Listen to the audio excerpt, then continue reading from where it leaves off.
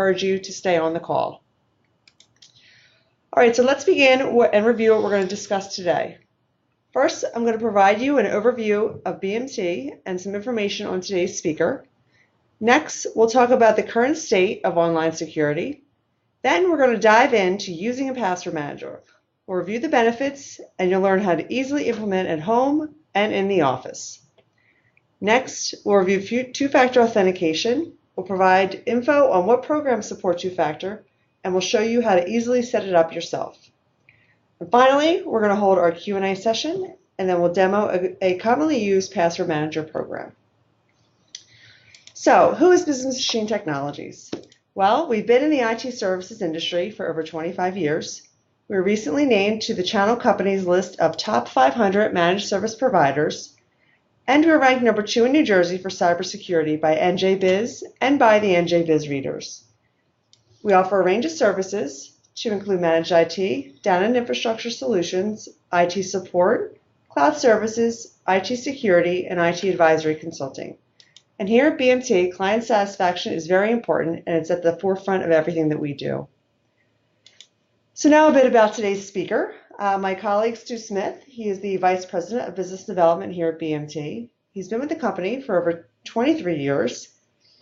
He's a former senior network engineer and currently holds the roles of IT advisor and account manager. And Stu is a certified information security manager, which is a top credential for those who develop, build, and manage enterprise information security programs. All right, with that, let's begin the presentation, and we are going to start with the current state of online security, and I will hand the deck over to my colleague, Stu. Thank you, Sue. I want to welcome everyone today. You should know you're taking the first step to making your online life not only more secure, but in many ways more convenient. Since you're with us, you probably have a feeling that your presence online isn't as safe as it used to be. We're going to take the next couple of slides to drive that point home. This infographic shows the number of reported phishing, ransomware, financial fraud, and compromised email systems for the years 2015, 2016, and 2017. As you can see, they're all up in 2017.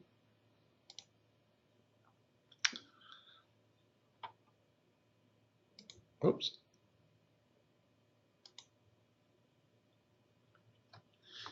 Phishing attacks had the highest jump in 2017, and early 2018 reports show that this attack vector continues to be the most popular. Lastly, there was a decline in the number of businesses that reported losses due to cybercrime. Now let's take a look at data breaches. As we can see, all the big names are here. Target was the first, I think, that most of us remember. Then Home Depot. It took many years for the Yahoo breach to be disclosed, and even then it was initially underreported at 1 billion accounts. We only learned late last year it was all 3 billion accounts that were compromised. If you had an email account and password involved in any of these breaches, that information is now available to hackers on the dark web. At BMT, we joke, it isn't the World Wide Web any longer, it's the Wild Wild Web. So what's at stake? Your sensitive information. The most obvious is online banking. It's straightforward. Hackers can transfer money out of your account if they get access to it. Email accounts. If you've gone paperless with any of your utility bills, then you're getting PDF copies of those bills in your inbox that has your address and other personally identifiable information. Photo storage accounts. There are reports of hackers blackmailing people with the release of compromising photos that have been stolen. Cloud storage. One of the benefits of cloud storage is its resiliency. You don't lose data in the cloud due to a hard drive crashing, laptop being stolen, or natural disasters such as fire. Because of this, people store important documents there. Medical records portals. More and more healthcare providers are putting your information online in portals. They have taken steps to protect this info, but no one can protect against poor password practices. And finally, your identity. Hackers can use information stolen from any of the above to steal your identity and open credit card accounts in your name or falsify tax returns. All this information is kept safe with a username and strong password. So let's review the best practices for password management. Here are all your password don'ts. Don't reuse for different accounts. That's the biggest takeaway we'd like you to have.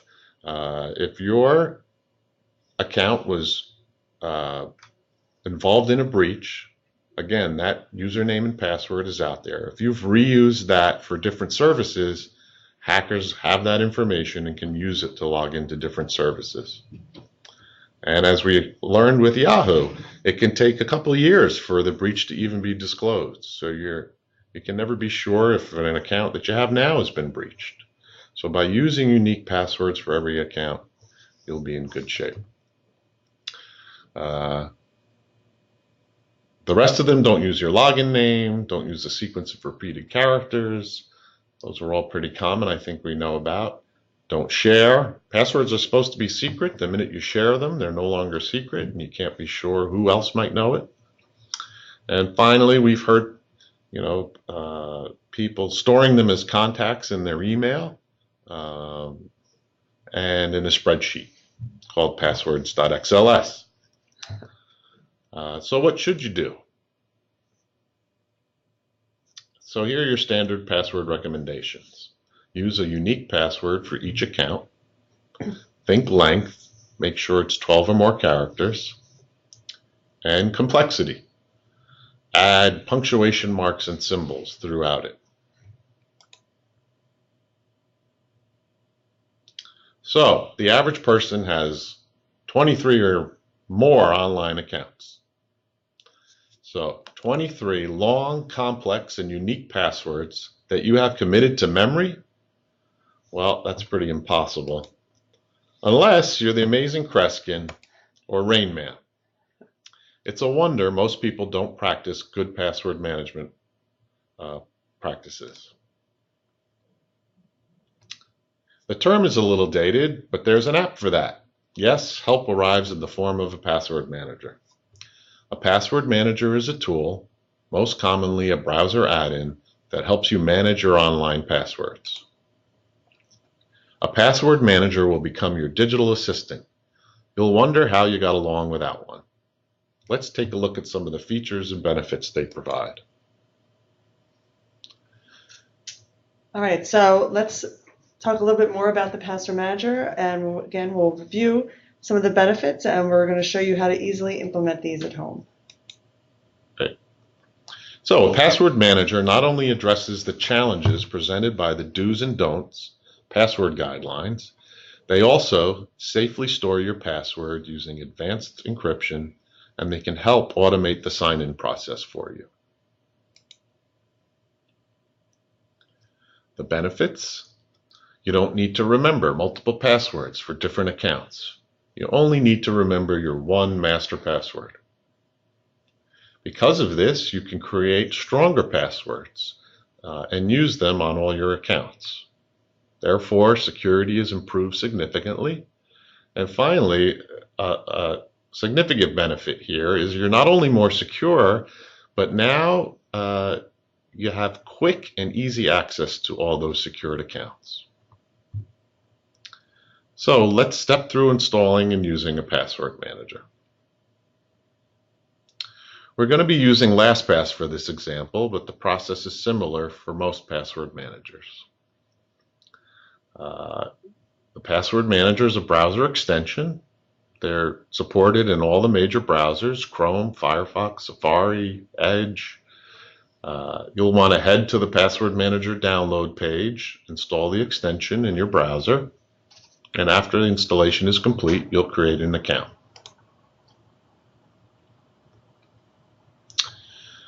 As you can see here, I've got to provide an email address. I'll create my master password and click Create an Account.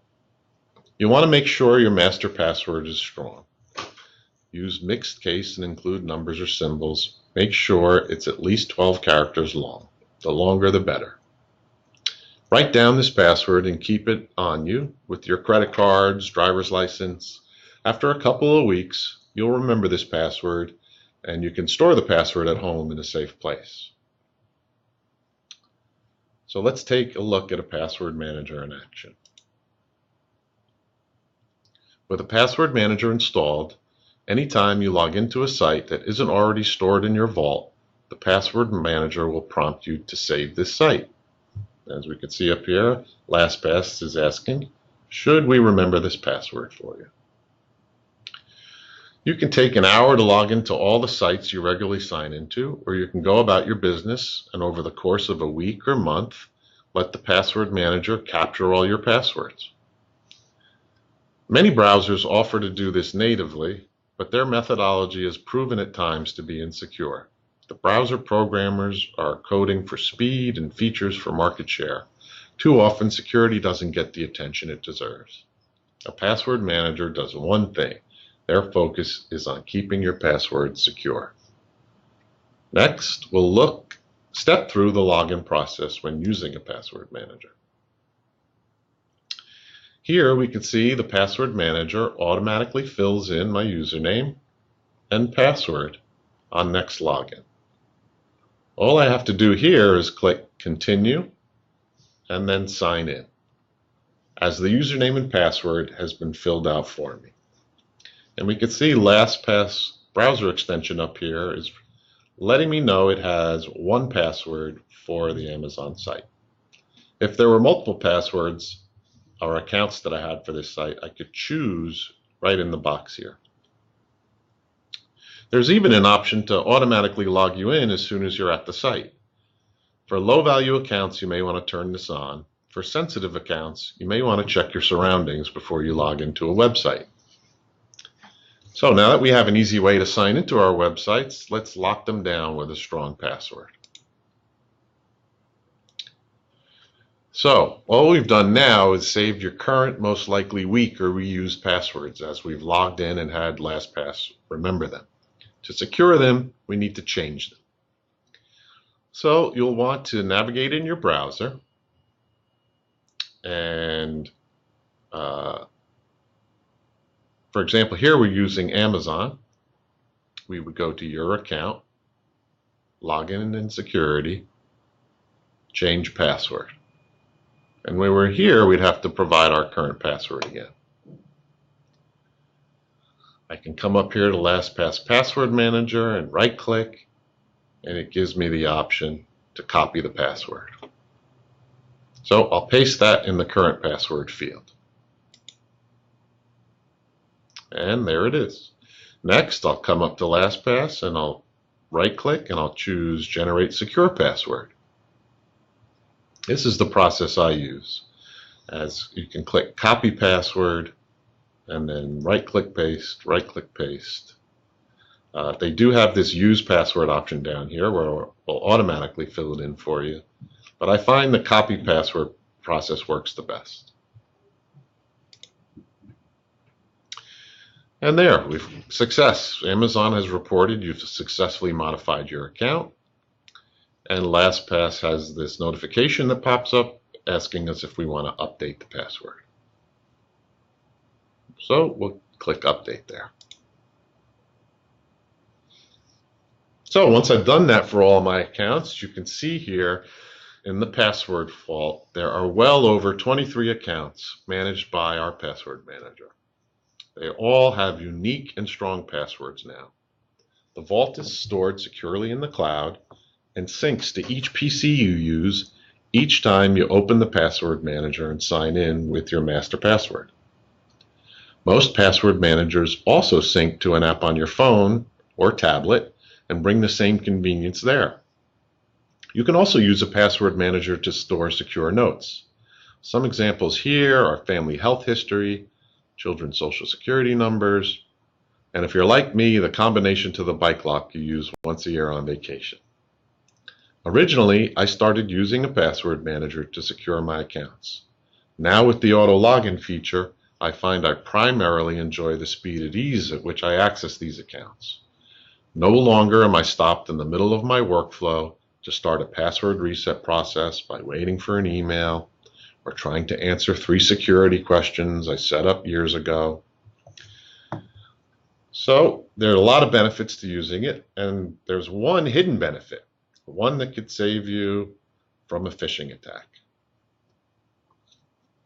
So let's say you fall prey to a phishing attack. You've clicked a link that urgently directed you to change your banking password due to a data breach.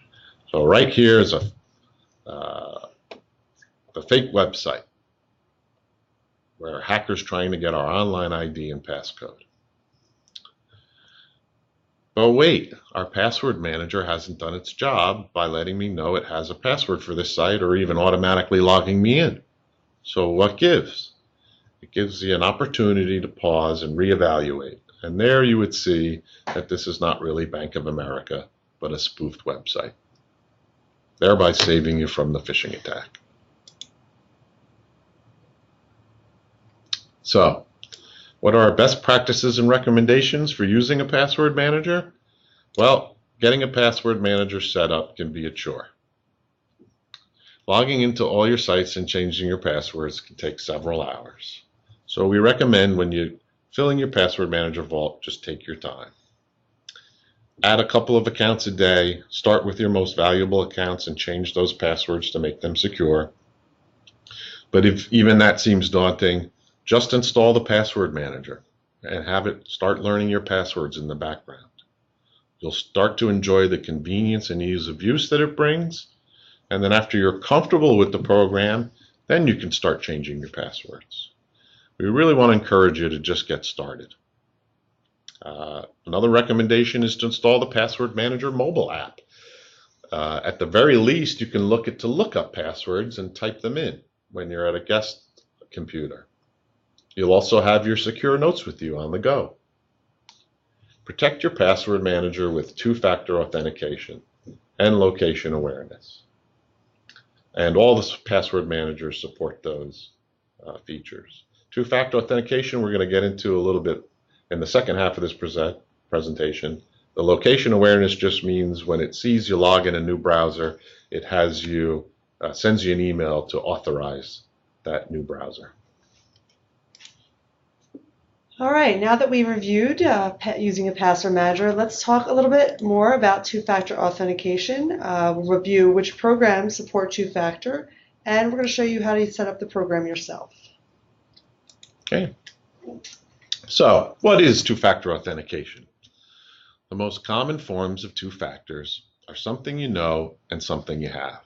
While this may seem like a new concept to people, we've been using it since the 90s. To get money out of an ATM, you use two-factor authentication. You know the PIN and you have the card. In today's digital world, the most popular type of second factor is an authenticator app on the phone. When you log in, the phone prompts you to approve.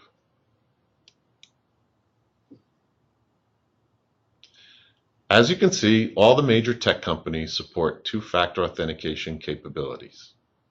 Amazon and Google call it two-step verification. So what makes it so secure?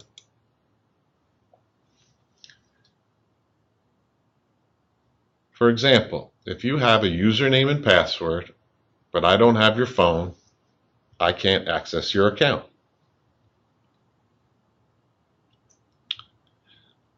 Let's take a closer look at some of the authenticator apps. An authenticator turns your mobile device into the second factor. As you can see, most of the developments in this area have happened in the past few years in response to growing cyber threats. Google was ahead of everyone here with the first authenticator app available for Android devices in 2010. Because of this, most apps are written to be compatible with Google. So if your website that you're trying to secure with two-factor authentication says they support Google, you can use any of the Google compatible authenticators. However, if you want to enable two-factor authentication on Microsoft services, you'll need to install their authenticator app. How do you set up the authenticator app? Well, that's easy. You download the authenticator app to your device. You would head to the website and enable two-factor authentication for your account. You'd open the app on your device and scan the QR code presented on the page using your phone camera, and then a numeric code would be generated by the app, and you'd plug that back into the website, and you're done. And we'll walk through this step by step. So here you can see we've got an example of the Microsoft Authenticator in the Google Play Store. Authy is a compatible app that's also not only in the Play Store but in the App Store. So you'll open your App Store and download your app. Once you've opened the app, you'll need to set your account up. In setting it up, you'll provide a cell phone number and an email address. You'll then verify the account with a phone call or a text. And a registration code will then be texted to you, which you'd enter in. And that would link the service with your exact phone. So now that you have the app on the phone and it's all set up, we'll look at how to enable for both Amazon and Google. First, Amazon. Again, in the Amazon website, we'll go to Your Account, Login and Security, Advanced Security Settings. And you can see, again, they call it two-step verification. I have it enabled in this screenshot, but this would say Enable, so that you would click Enable to enable it.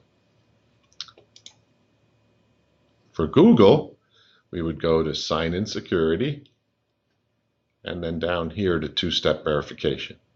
Again, we would click to turn it on. In both cases,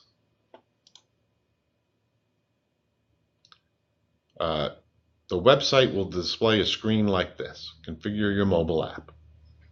So you'll open the Authenticator app on your phone if it isn't already. You'll click to add a new account in the app, at which point you'll hold your phone camera up to the screen to scan that QR code. The minute the app sees that QR code and focuses in on it, it's going to generate a code, at which point you'll enter that code back into the website. And that's all there is to it. The next time that you sign in to that website and you have two-factor authentication open, you'll either get a pop-up notification to approve the login. So this will come down, approve sign-in. Just click approve on your phone.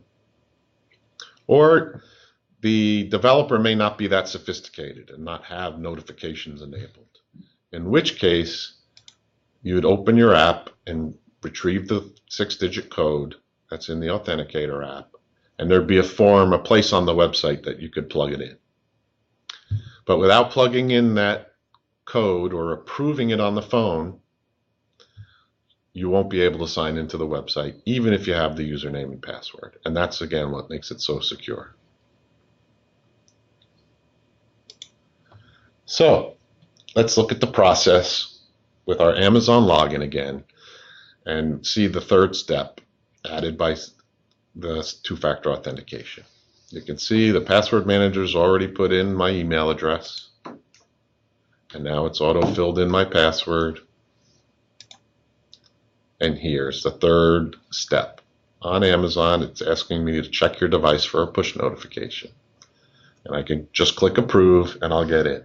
If for some reason I didn't get that push notification, I can open the Authenticator app. I can find the code associated with Amazon. I enter it here, and then I can sign in. So that's the third step. So what are our two-factor authentication best practices? Well, we recommend you choose an Authenticator app that allows you to back up your accounts, like Authy or LastPass has one.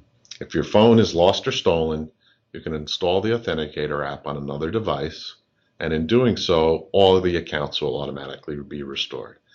So you have a way to get in your accounts even if you've lost your primary device. Now that your phone is such a critical part of your security, we recommend you enable your phone's lock screen and remote wipe abilities. That is now a key part. And finally, a note on text, using text as a second factor. You'll get a lot of services now that are jumping on two-factor authentication, and they're doing it through texting. That 6-digit code is texted to you. And they're not really optimal. Firstly, the data travels over the carrier's network unencrypted. If someone is listening to that data, they can get your code. Second, hackers have been known to call carriers and get your phone number assigned to a device in their possession. And therefore, all the codes would be going to their device instead of yours. So they could take over your accounts that way. Now, those are pretty advanced methods. You'd need to be kind of targeted to do that. But hackers are doing it more and more because it can be very lucrative. If they can get into your bank account, they can get money. I guess a final note that's not on this screen is be careful then about publishing your phone number on social media sites because that gives the hackers what they need to take it over. All right, well, that concludes the presentation deck. So now we will unmute the call, and we encourage you to ask any questions. Then we'll have the Q&A for about a minute, and then we will start our password manager demonstration. Yep, so does anyone have questions?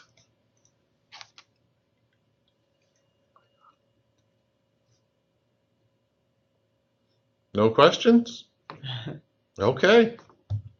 Well, we'll go on to the demo portion of our presentation.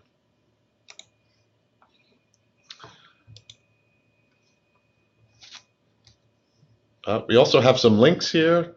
If you'd like a copy of the deck, right, you can ask us for that.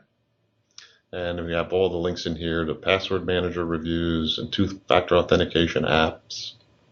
Also, if you want to consider upgrading your master password, you can consider using a passphrase, and there's more on this article here.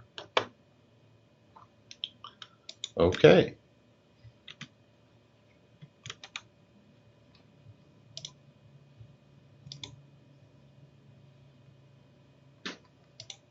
And here's the article. So I'm going to go open Chrome in this case. And firstly, you could see LastPass is up here in my browser as an extension. And it is dark. That means it's not active.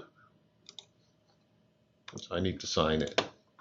And here I'm going to use the passphrase that I talked about.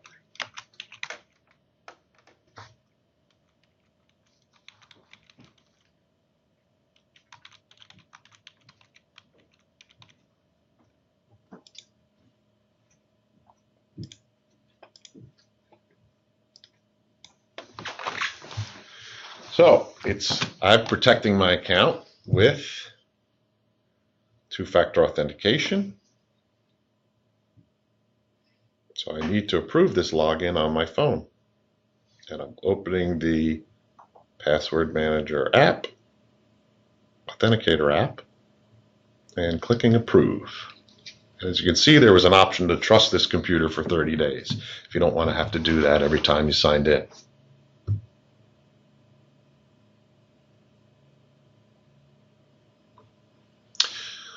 And let's browse to a website.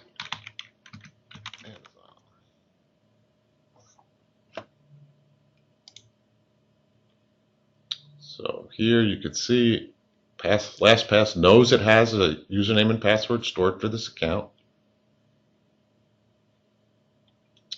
And I was signed in already, so let's sign in. You can see it's automatically filling it out for me.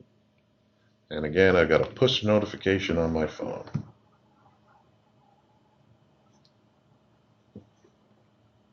And there, I'm into Amazon, quickly and easily, with a very strong, secure password.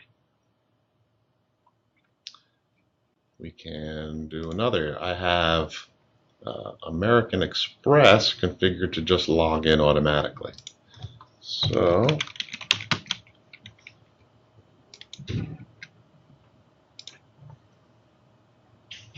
You'll see pretty quickly it fills it in, logs me in,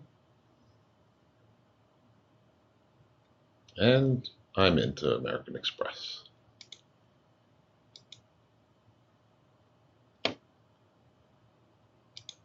And we can now take a look at my Password Manager Vault. So you can see I have all my accounts safely stored in here. They're all secure. What I want to show is a secure notes that you can use. There's the bike lock, my father's safety deposit box, my son's driver's license number, code to the front door. So it can really be handy to have this information with you available securely through the Password Manager application on your mobile device.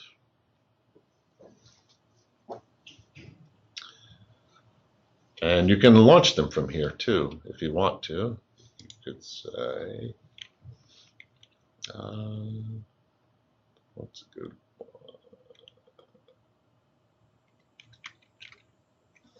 Oops.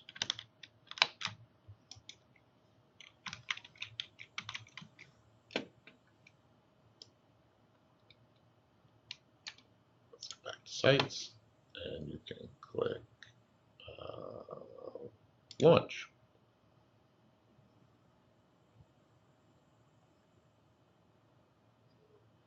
Oh, and you can see down here it already filled it in for me. Oh, no, that's the Join Now page. Here's the sign in up here.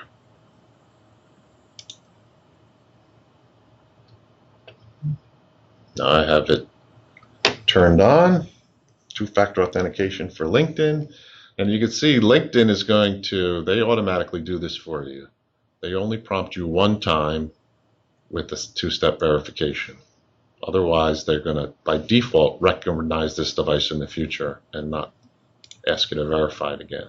So you have to unclick that if you keep wanting to use two-factor authentication.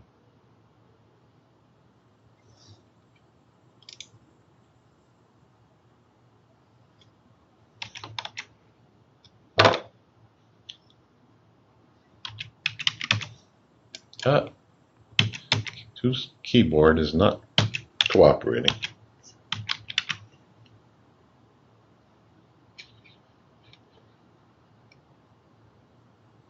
But, well, so you can see without putting anything in, I'm not going to get in. So even knowing my username and password, there's no way to bypass the second step. So that's a good demonstration of how secure it is.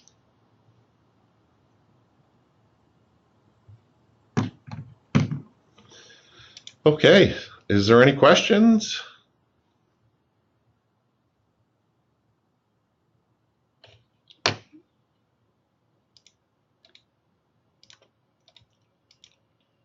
Anything? Does anyone have any questions?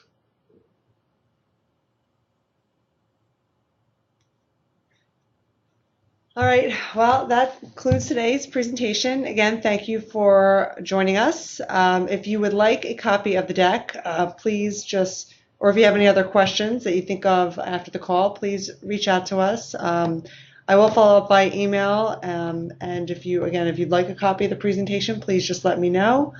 And that's it. Enjoy Great. the rest of your day. Thanks again for joining us. Yep, thank you.